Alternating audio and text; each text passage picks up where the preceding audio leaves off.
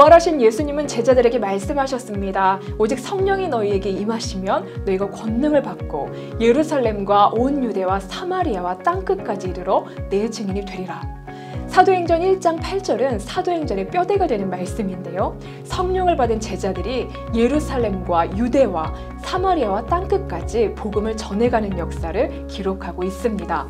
예수님은 제자들에게 몇 날이 못되어 성령으로 세례를 받을 것이라 말씀하시고 승천하셨습니다.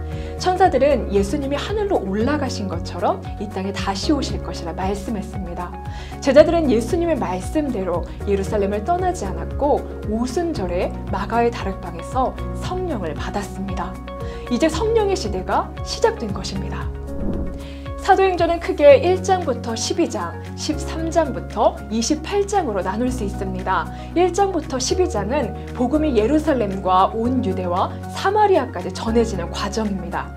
13장부터 28장은 복음이 당시 땅끝으로 불리던 로마까지 전해지는 과정을 보여줍니다. 사도행전 전체에서 우리가 주목할 것은 한 가지입니다. 바로 성령님의 역사입니다. 누가는 교회가 확장되는 과정을 성령님의 주권적인 역사로 묘사하고 있습니다. 오순절날 예루살렘에 모인 사람들에게 복음을 전한 일, 빌립을 통해 에디오피아 내시에게 복음을 전한 일, 베드로를 강권하여 이방인이었던 고넬료에게 복음을 전한 일, 바나바와 바울을 세워 이방인 전도를 시작한 일, 그리고 아시아에 머물던 복음이 유럽으로 건너가게 한 일, 이 모든 일이 다 성령님의 주권적인 역사하심으로 이루어진 일이었습니다. 그럼 지금부터 복음이 전파되는 과정을 좀 더 자세히 살펴보겠습니다. 오순절에 제자들에게 성령이 임했습니다. 성령을 받은 제자들이 여러 나라 말로 방언을 했는데 어떤 사람들이 그들이 술에 취한 줄 알고 비방했습니다. 베드로가 나서서 이를 해명하는데 요엘서의 예언을 인용하여 하나님이 그의 영을 부어주시고 주의 이름을 부르는 자는 구원을 얻는 새 시대가 왔다고 선포합니다.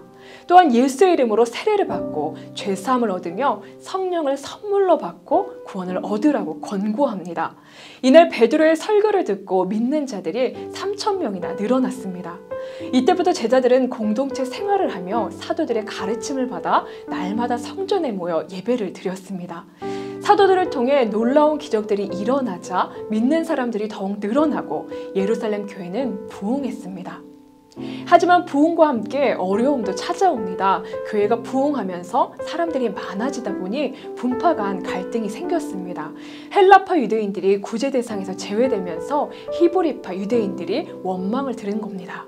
그래서 사도들은 이 일을 잘 관리하기 위해 성령과 지혜가 충만한 7명의 지도자들을 세웁니다. 그리고 12사도들은 기도하는 일과 말씀 사역에 더욱 힘쓰게 됩니다. 갈등을 해결해 나가는 과정에서 교회가 오히려 더욱 든든히 세워진 것입니다. 한편 유대 지도자들은 교회 성장을 시기하고 사도들을 옥에 가두며 교회를 박해하기 시작했습니다. 스데반의 순교 이후 교회에 대한 박해는 극에 달했는데요. 하지만 박해는 위기가 아니라 기회였습니다. 예루살렘 교회의 성도들이 박해를 피해 다른 지역으로 퍼져나갔고 그 결과 복음이 이스라엘 전역으로 전파됩니다. 특별히 누가는 흩어져 전도한 사람들 중에서 빌립을 주목합니다. 빌립은 유대인들이 경멸하던 사마리아 지역에 복음을 전했습니다. 누가는 온 유대와 갈릴리와 사마리아 교회가 평안하여 든든히 세워졌다고 기록하는데요. 이를 통해 예수님의 말씀이 성취되고 있음을 알 수 있습니다. 예루살렘에서 온 유대로 그리고 사마리아로 복음이 퍼져나가고 있습니다. 예루살렘에서 시작한 복음은 유대인을 넘어 이방인에게까지 전파되었습니다. 베드로는 이방인인 고넬료의 집에서 예수님을 증거했습니다. 고넬료의 집에서 이 말씀을 들은 사람들에게 성령이 임했고 그들도 방언을 했습니다. 오순절 성령의 역사와 똑같은 일이 일어난 것입니다. 이 사건을 통해 교회는 하나님께서 이방인도 구원하길 원하신다는 사실을 깨닫게 됩니다. 고넬료가 구원받은 사건을 통해 본격적인 이방인 선교가 시작되는데요. 그런데 사실 하나님은 이미 이방인 선교를 위해 한 사람을 준비해 두셨습니다. 그 사람은 바로 바울입니다. 교회를 핍박하는 일에 열심이었던 바울은 다메섹으로 가는 도중에 예수님을 만납니다. 그 자리에서 눈이 먼 바울은 다메섹에 가서 예수님의 지시를 기다렸습니다. 예수님은 아나니아를 보내 바울에게 안수하여 눈을 뜨게 하셨습니다. 이렇게 바울은 회심하고 세례를 받았으며 복음을 전하는 전도자의 삶을 살아가게 됩니다. 바울은 3번에 걸쳐 전도 여행을 합니다. 안디옥 교회는 성령의 명령을 따라 바나바와 바울을 이방 땅의 선교사로 파송했습니다. 두 사람은 구브로 섬을 지나 비시디아, 안디옥, 이고니온, 루스드라와 더베 등 지금의 터키 남부인 소아시아 지역을 다니며 선교했습니다. 바울은 회당에서 설교하면서 유대인들에게 먼저 복음을 전했지만 유대인들은 이 복음을 거부했고 대신에 이방인들이 많이 믿어 이방인 성도들이 늘어나게 되었습니다.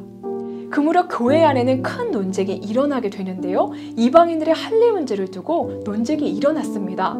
유대인 중에서 이방인도 할례를 받아야 구원을 받는다고 주장하는 이들이 있었던 것입니다. 그래서 이 문제를 해결하기 위해 예루살렘에서 모여 회의를 하게 됩니다. 이것이 교회사에서 첫 번째 회의로 기록된 1차 예루살렘 공의회입니다. 고넬료의 가정에서 성령의 역사를 목격한 베드로는 이방인들의 할례에 반대하며 유대인이나 이방인이나 차별 없이 구원의 근거는 오직 예수님의 은혜라는 것을 주장했습니다. 바울과 바나바도 하나님이 이방인 중에서 동일하게 역사하신 것을 간증했습니다. 야고보도 이방인들에게 유대 전통을 강요하지 말고 다만 우상의 제물이나 음행 등 극히 혐오스러운 것만 피하도록 권고했습니다. 예루살렘 공의회는 이방인들에게 할례와 율법의 짐을 지우지 않기로 결론을 내립니다. 믿음으로만 구원을 얻게 됨을 확정한 것입니다. 이를 통해 이방 선교의 중대한 걸림돌이 제거되었습니다. 바울의 2차 전도여행은 1차 전도여행 때 개척한 교회를 돌아보는 것으로 시작합니다. 이때 바울은 소아시아 지역 및 흑해 연안의 비두니아 지역으로 선교할 계획을 세웠지만 성령께서 선교의 방향을 유럽으로 바꾸도록 이끄십니다. 결국 바울은 에게의 연안을 따라 마게도냐 지방의 빌립보, 데살로니가, 베레아, 그리고 아가야 지방의 아덴, 고린도 등에서 선교 사역을 하게 됩니다. 빌립보는 유럽의 첫 번째 선교지였는데요. 그곳은 말씀을 가르칠 회당조차 없는 불모지였습니다. 그런데 자색옷감 장사 루디아를 만나 전도하고 그녀의 집에 머물며 순조롭게 선교 사역을 시작합니다. 하지만 곧 귀신 들린 여종을 고쳐주었다가 반로마적인 이상한 풍속을 전한다고 고발당하고 바울과 실라는 매를 맞고 옥에 갇힙니다.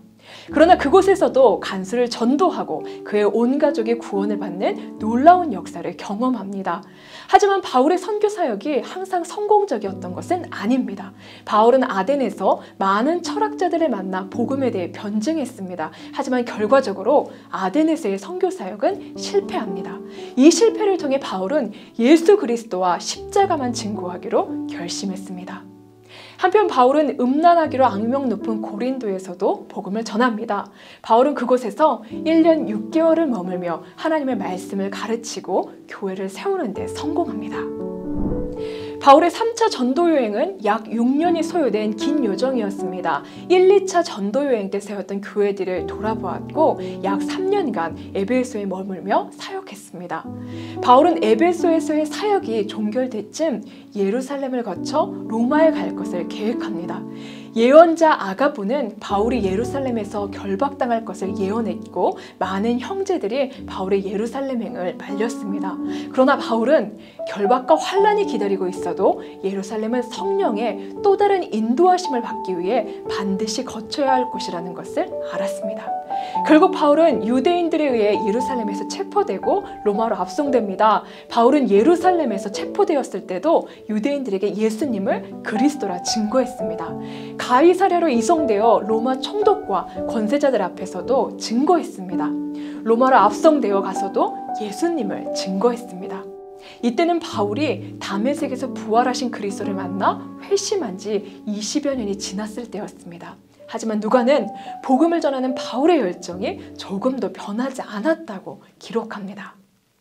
하나님의 나라를 전파하며 주 예수 그리스도에 관한 모든 것을 담대하게 거침없이 가르치더라. 누가는 사도 바울이 그 후 어떻게 되었는지에 대해서는 전혀 설명하지 않습니다.